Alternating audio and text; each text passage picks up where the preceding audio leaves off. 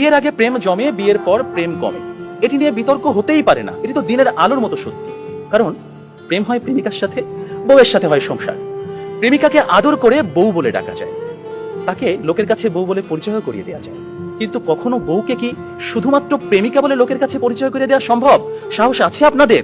সর্বনাশ হয়ে যাবে, ভাত বন্ধ হয়ে যাবে। সুতরাং বিয়ে নামক একটি ঘটনার পর প্রেমিকাই থাকে না। যেখানে প্রেমিকাই থাকে না, সেখানে প্রেম জমবে কিভাবে? সেখানে প্রেম কমবে, প্রেম হারিয়ে যাবে।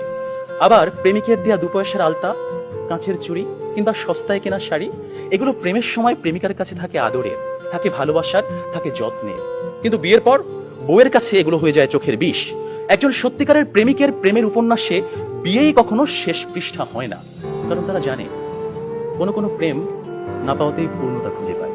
তাই পৃথিবীর শত গল্প, কবিতা, উপন্যাসে প্রেমকে সাজানো হয়েছে না পাওয়ার বেদনায়।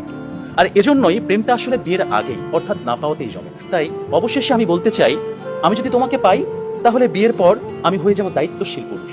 বিয়ের আগে যেমন ছিলাম লুতুপুতু প্রেমিক, যেমন ছিলাম আবেগী প্রেমিক, বিয়ের পর হয়ে উঠবো আমি দায়িত্বশীল পুরুষ। কারণ আমি জানি বিয়ের পর দায়িত্ববাদ দিয়ে প্রেম জমাতে গেলে সংসার টিকবে না। আমি